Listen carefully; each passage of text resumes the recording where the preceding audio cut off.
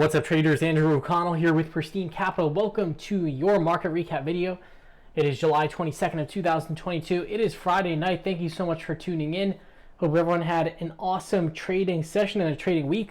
Let's dive into these box scores and let's talk about this pullback that the market just had. The S&P 500, it finished down 0.93%.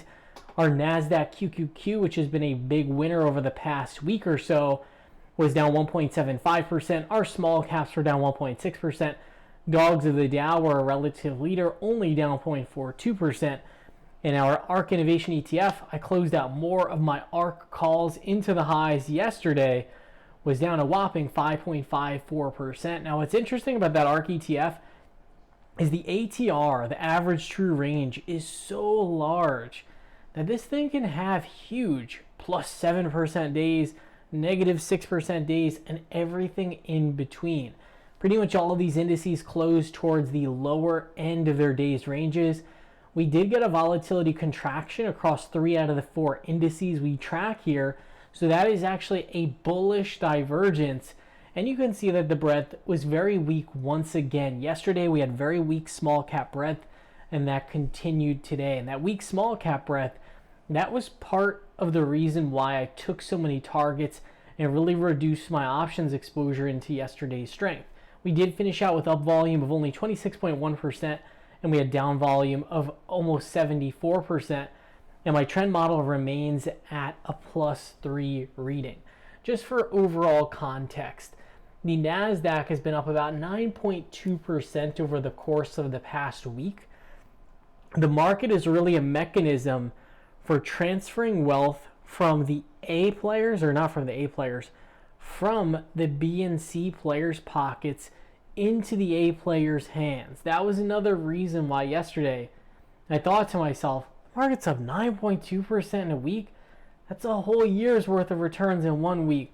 There's no way people are going to buy this stuff up 9.2% and not get stopped out.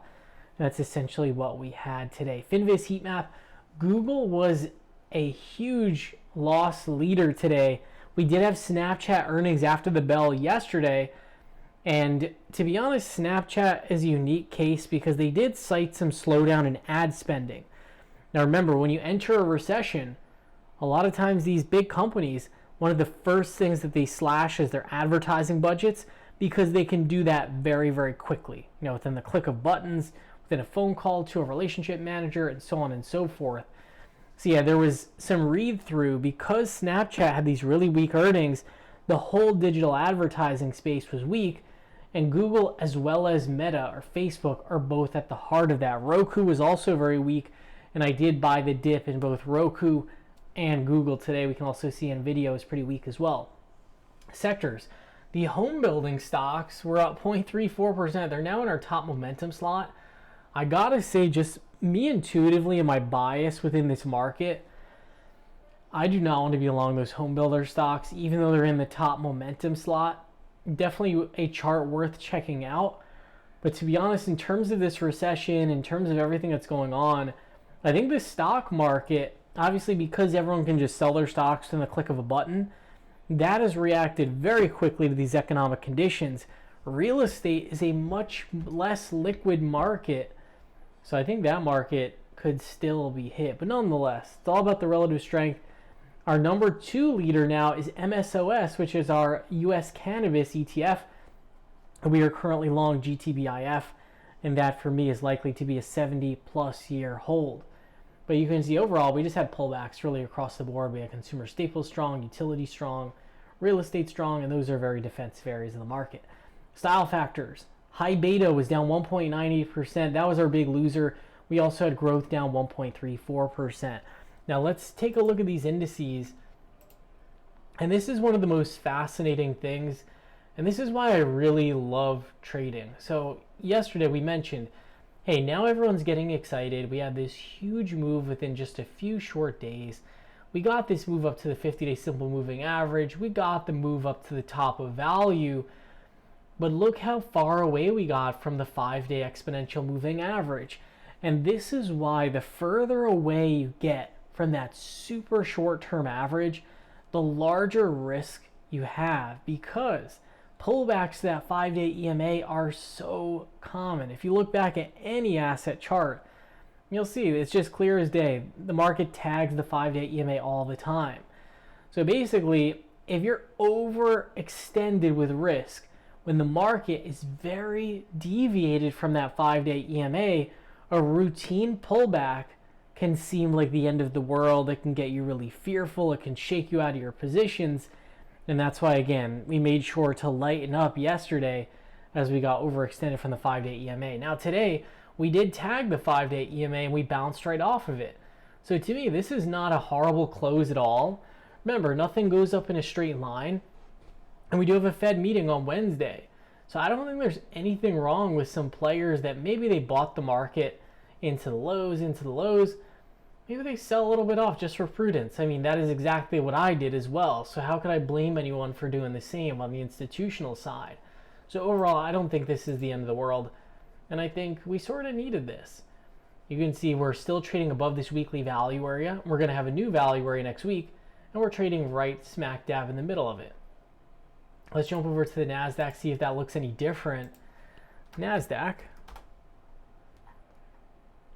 Yeah, pretty much the same. The NASDAQ actually finished out above the monthly value area. So yeah, there's just nothing wrong with this picture.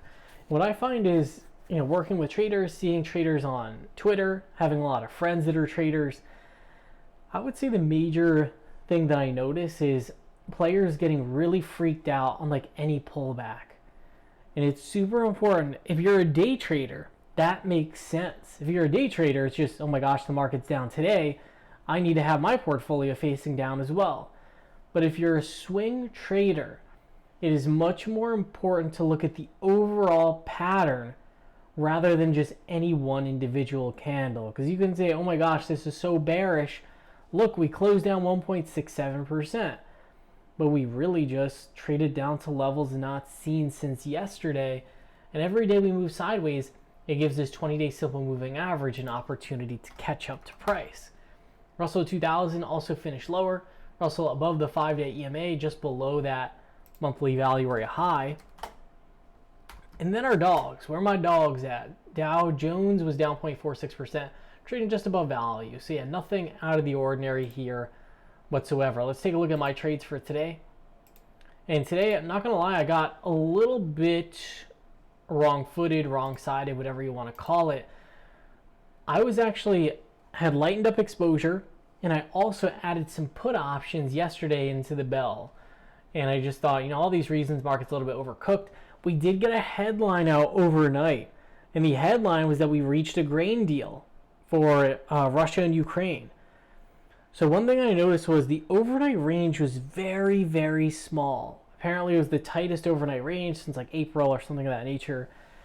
And when I saw that headline about the grain deal, and then I saw the markets go bid in the pre-market, and the volatility flushed to the downside, even though Snapchat had reported such a weak earnings report, I just thought to myself, I might be on the wrong side here. The market's moving up. Why is vol getting crushed as Snapchat just had a horrible earnings print? So I actually closed out my puts on the open today. And this is something we're moving forward. Maybe I give this like a 15-minute buffer, because I noticed like even after I closed this out, typed it out, sent out the alert, etc., it was like, oh my gosh, the market's like 50 basis points lower than where I last looked. So that was a little bit of a snafu. Wanted to make sure that I just closed out of my position because I didn't feel right about it. Then into this morning's dip, I did end up getting long some Roku call options for August, as well as some Google call options. And really the thesis here is that investors are overreacting to these Snapchat earnings, but in reality, it's just Snapchat's an awful company. And really TikTok is eating their lunch. It doesn't mean that Google's all of a sudden some horrible place to put your money, Roku, etc. And then I ended up adding to those Google calls into the close. In terms of common stock trading, I added some WWE common shares. Nice relative strength on the pullback, as well as GitLab. Let's take a look at pretty much all of these stocks and just see what we're working with on the charts. So let's look first at Google. Now Google, what's very interesting is Google actually tagged the lower Bollinger Band, and Google reports earnings on the 26th. So what I'm looking for is a move off the low end of this range that we've seen tagged multiple times, and perhaps a slight run into the earnings print. We'll see if it happens, but that is what I positioned for given that Snapchat report. Same deal here, Roku reacting in a major way to Snapchat's earnings. And remember, Snapchat's had just horrible results for the past few quarters, significant underperformer in the market. I just think it's tough to paint with a broad brush. And I think these players that were panicking out, I'm trying to take advantage of them. So Roku is forming a tighter pattern. It's starting to look a lot like what Tesla looked like before it emerged. Look at Tesla. Tesla was actually pretty strong today. It actually finished out the day positive. But see how Tesla started putting in the same bottoming pattern, and into earnings it got really tight over here, started curling higher. Then we got the blast out. Roku looks somewhat similar. And then WWE, put this on via common stock. This one very nice relative strength throughout the session. And you can see we are approaching these highs, and a lot of green candles here as well. Next name that I added, this one also looks very attractive on the chart, GitLab.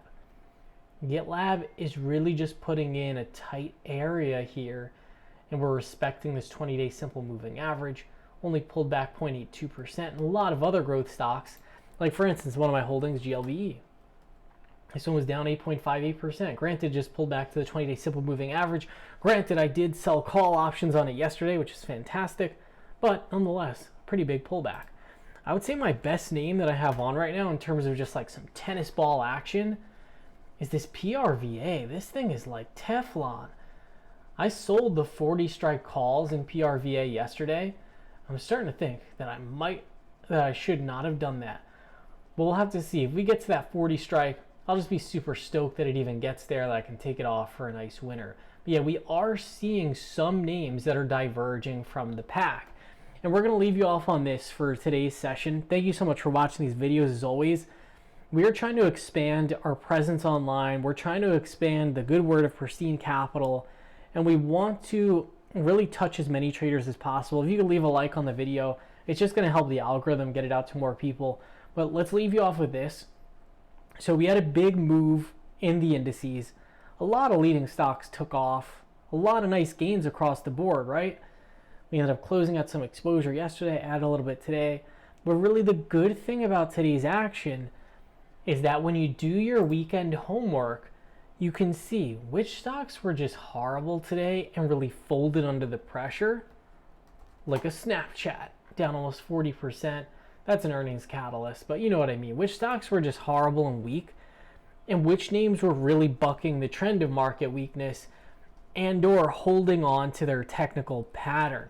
Those are often going to be the best opportunities within the market, and it really just means there's institutions that are accumulating those names. So definitely make sure you're doing your homework this weekend. As always, for Pristine Capital members, this weekend we're going to be putting out our weekend market analysis that's going to come out to you on Sunday. We're also going to be putting out our weekend watch list. That's where we do exactly just that. We look for some high relative strength names at proper entry points. We create a trading plan around the name, and that's really what we work off of in our trading room in the week ahead. So if you're interested in receiving that analysis, would love to have you aboard. Go to pristinecapital.net. No pressure either way. I love making these videos for you guys. And yeah, I just appreciate every one of you for watching. With that said, I believe that about does it. Hope you all have an awesome evening, and really just enjoy your weekend. Get some time away from the screens. We all know these markets, they can be challenging. They can be moving very quickly one direction to the next. So yeah, make sure you just get some time off and really just enjoy your weekend. All right, everyone, that about does it. Enjoy.